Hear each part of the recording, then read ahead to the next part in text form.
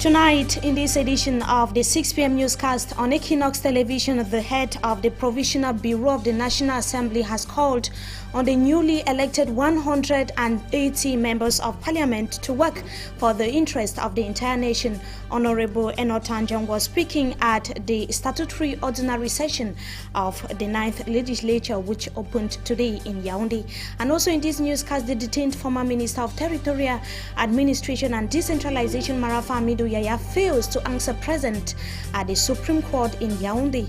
Plus, the divisional officer for the Douala 5 municipality puts an end or suspends the activities of 4 clinics of the locality. He says that they are acting in illegality. These are headlines, details and more just in a moment.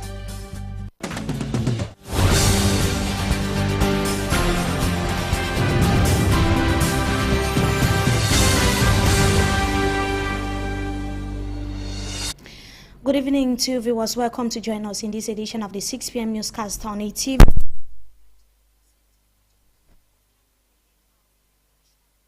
The National Assembly has called on the elected 100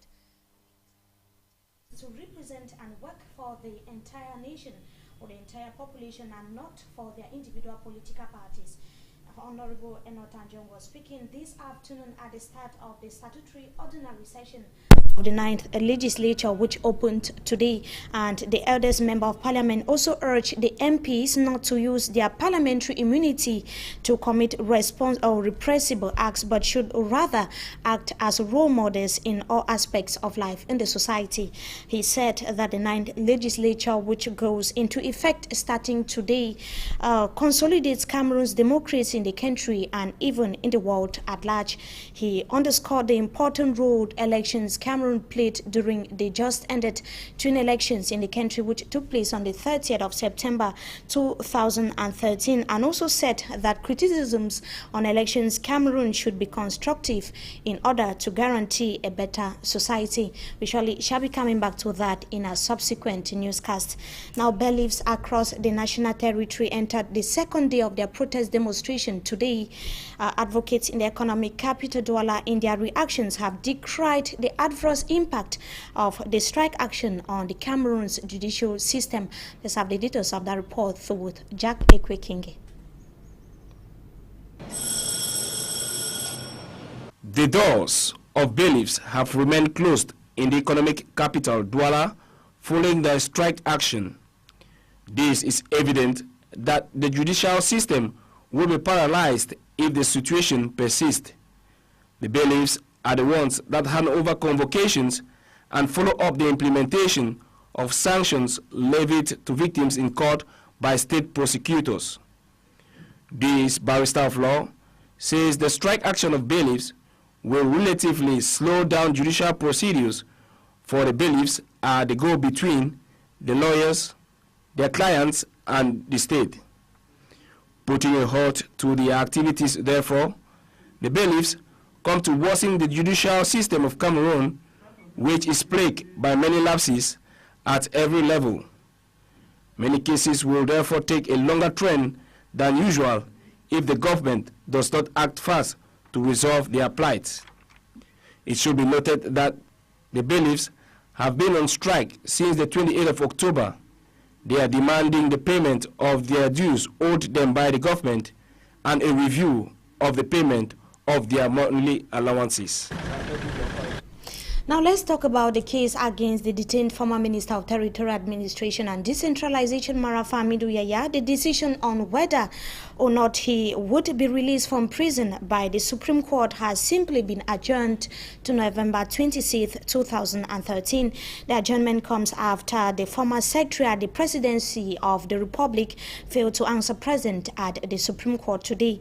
Marafa Hamidou Yahya had submitted an appeal to the Supreme Court against the 25-year jail term that was slammed against him by the Fundi High Court in Yaoundé and over the alleged embezzlement of public funds. And Marafa Hamidou Yahya, who is incarcerated or who has been under pre-trial or trial detention at the State of Secretariat Defense in Yaoundé, was requesting his liberation. It remains unclear why Marafa Hamidou Yahya was not present in court today.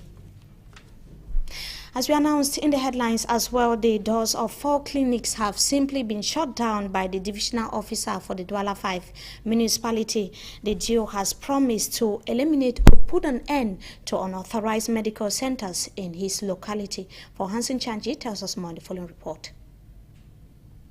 The campaign to crack down on licensed clinics and unqualified doctors began at Zashman Dogbon, with the first victim being the St. Paul's Clinic. The place was practically empty. Only 2 persons were found inside. The environment was dirty and some of the drugs out of use. The divisional officer for Douala 5, Chakwi Nunde Jean-Marie, asks that the doors be shut down.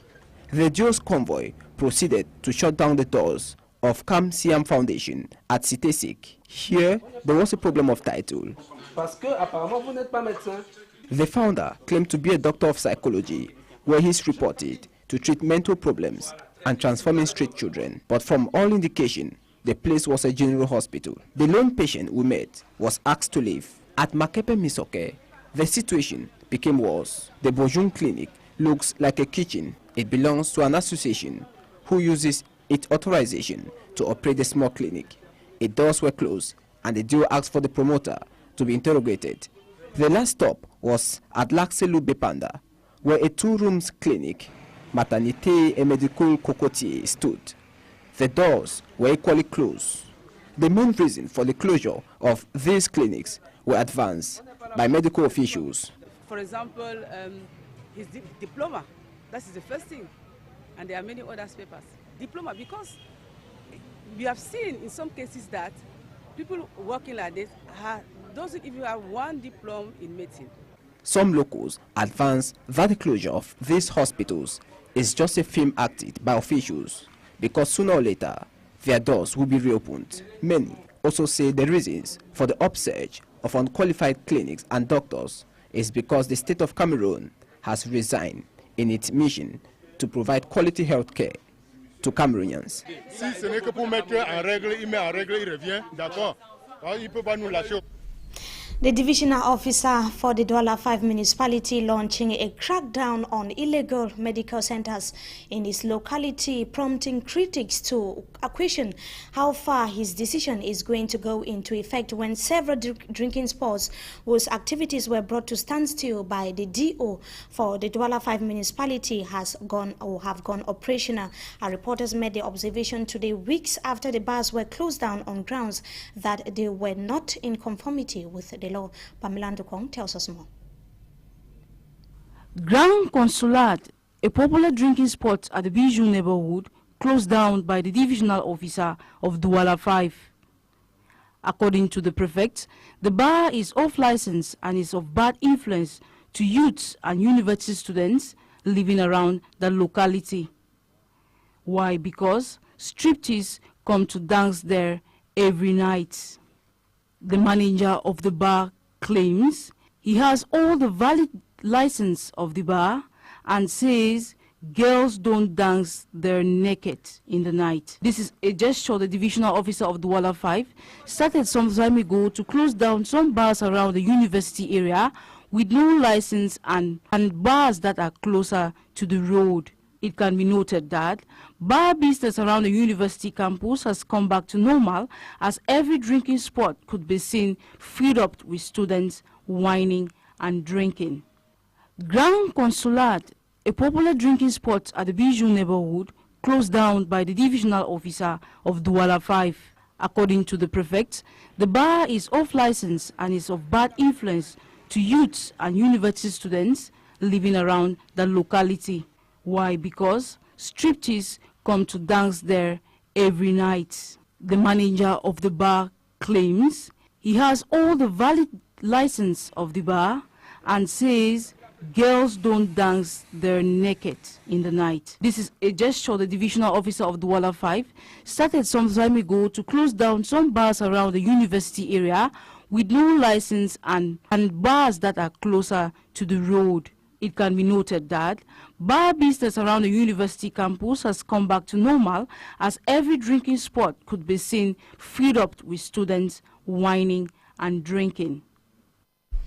Pamela Ndukong there taking a look at some of the drinking spots that were closed down by the divisional officers that have simply resumed their activities. And now let's take a look at the hygiene and sanitation conditions of residents of Kuwait City of the Douala II municipality.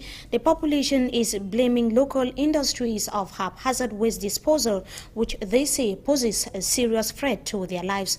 Jacques Ekwe Kinge was at the Kuwait neighborhood here in the city of Douala and brought back the following report.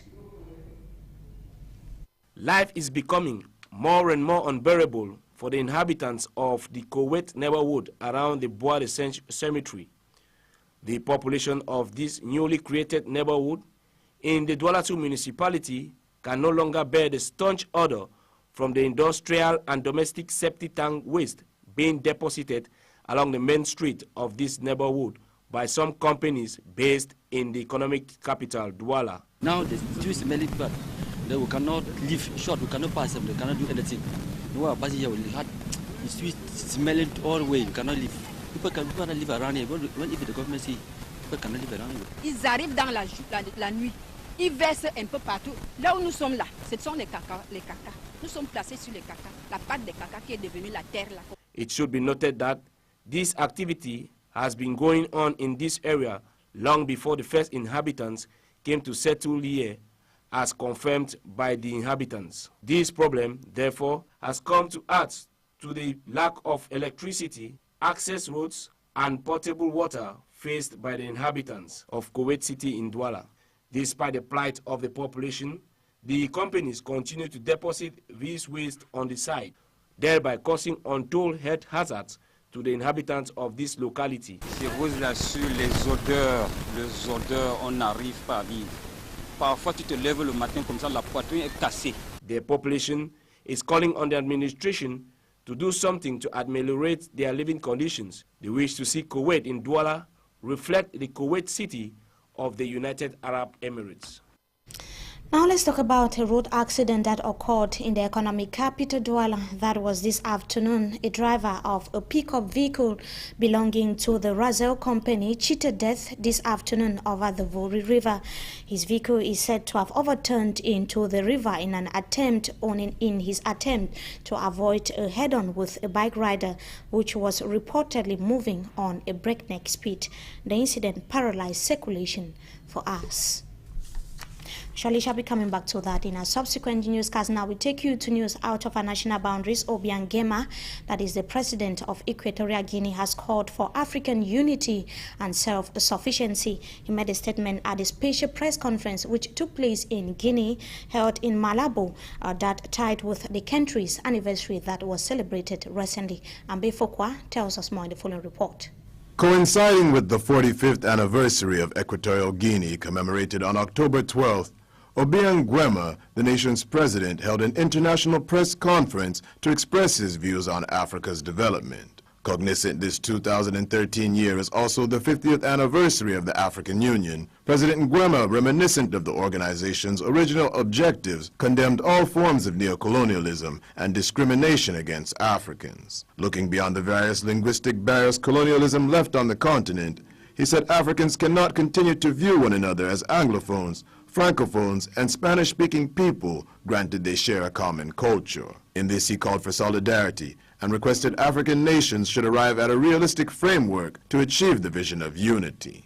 He reiterated the importance the media has in upholding this objective by appropriately presenting a dignified image of Africa to the world and its inhabitants. Reacting to the ongoing row between the AU and ICC, President Nguema proposed an internal legal framework for prosecution of African heads of states, which should be created at Addis Ababa in Ethiopia, adding that it is the priority of African states to become self-sufficient through the use of their natural resources. He offered the example of his nation exploiting its oil reserves to empower itself as the model to be observed by other nations to at last attain political and economic independence.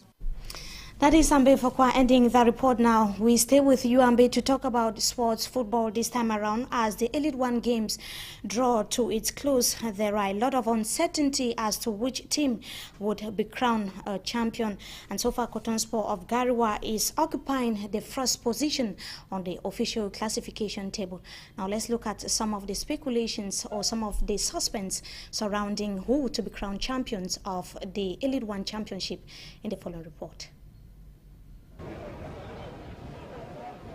Following the close of the 25th day of play in the Elite One Championship, Cotton Sport of Gariwa won 2-0 against Fovo of Baham at the Rumde Aja Stadium. Tonnerre of Yaoundé has tied with the New Stars of Douala 1-1, also tying for 6 victories before the final 26th day of play. Football analysts are saying the team to hold the first position after the final matches is unpredictable following the current fixtures. Cotton Sport of Gariwa with 12 wins tops the list with 43 points, tying with Astra of Douala, which has 13 victories. Astra will have to win its next match against third-place holders Unisport of Bafang, currently holding 39 points to win this 2014 Elite One Championship. Depending on the outcome of its match with Astra, Unisport may lose its position to Union of Douala, both tying 10 victories, with the latter holding 38 points. The only obstacle in the way of Cotton Sport is the 5th position Jalakwan of Limbe, who shares 34 points with Fovo of Baham and Canon of Yaoundé. Young Sports Academy with 33 points and 8 victories ties with Douala AC, which holds 31 points. Cotton Sport seems to have already won the championship, but a loss to Njalakwan and victory for Astor will see the latter team climb from 2nd to 1st place. No doubt there is suspense and high speculation over who will take the lead in the 26th day of play in the Elite One Championship.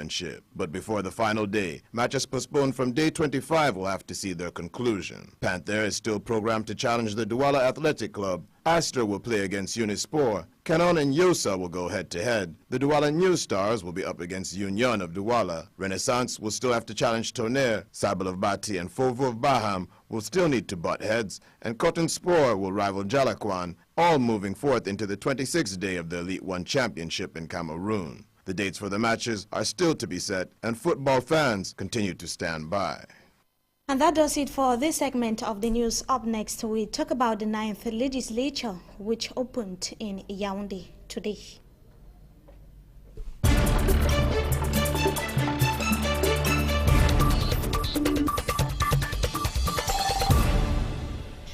Good evening to you, Barrister Agbo Ashu Emmanuel. Thank you so much for joining us tonight on Talking Point. Good evening, televiewers. Good evening, Mimi. As I earlier said, the country's legislation is now complete following the putting in place of the National Assembly. The 180 elected members of parliament or parliamentarians have, or their mandates, they have seen their mandates go into effect starting today. Just to know that the statutory session just started a few hours ago. That was at the Hame Cycle in Ngwaikele. So now the question is the single or the principal questions that Cameroonians are asking is how is the bicameral system going to function? Now we have the National Assembly. How is it going to function? Well, normally the laws begin from the bills. Bills begin from are tabled before the National Assembly, and after the Assembly is done with them, they will send to the Senate before they are sent to the President, who signs them to law. So how is the bicameral system of government? This is the first time that it is going to go into effect in Cameroon. That's just what I was saying. You see, all bills have to be tabled before the National Assembly. They will be voted, and then what they have voted will be sent to the Senate. And the Senate now will go through them before sending them to the presidency. Or there are matters which the government will just refer straight to the Senate for its opinion before deciding. Now they're putting in place of the Senate and at the same time the National Assembly, which has been existing for years, obviously has an implication in the country's democratic or democratization. What are some of these implications? Well, the first implication is that of stability. Stability of transitional stability. In case the current head of state has a problem, which is taken judicial notice of, then the head of the Senate will, ipso facto, become the president of the country until a new one is elected. Then the second one is that, just like we experienced during the elections of the parliamentarians, when the parliament is paralyzed, you have a second parliament that is in the standby, that is the Senate. Now there are a lot of the expectations are high. It's the first time that we'll see the Senate working together with parliamentarians, and of course it's going to be for the first time, and we see how we are going to be talking about suspense here and a lot of new things to come into place. So what are some of the things that will be discovered in the National Assembly or the legislation? Well, I would take particular exception to the expectation of new things, because in a situation where you have one party dominating both houses, I think one would not expect much, because party discipline will always prevail for people's hands to be tied and mouths to be closed. So I personally don't expect much from the both houses. Why don't you expect much? Because, I mean, they are going to sing the same song or toe the line of the party disciplines, and I don't think they will come up with anything good, except their party decides to give them a free hand. But remember the speech of the head of the Provisional Bureau that was speaking, that was this afternoon. Honorable Eno Tanjon talked about the beginning of the country's democratization and the country's democratic process. That was a similar speech, if I can remember, possibly that was preached by Fon V.E. Mukete as he opened the statutory session of the Senate. Can't we? Are we not talking, or are we not in the principal phase of democracy here? Well, I think that we are more interested in action than in speeches. The bylaws that govern the functioning of the parliament are the thing. Is the thing that constitutes the main problem. But opposition MPs find it difficult or impossible to table bills because of those laws.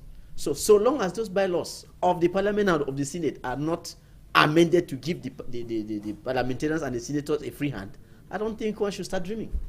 An indication that maybe some of the opposition MPs that are outgoing or that have been re-elected did very little to bring about change in the country. Well, I was saying, you see, their performance is determined by the bylaws. If you are forced to go through a parliamentary group and you don't have one, and each time you come with something, the majority party kicks it aside. I mean, what do you want people to do? So those laws have to be amended if we have to start dreaming about having a functional parliament, as opposed to the rubber stamp parliaments we have been having.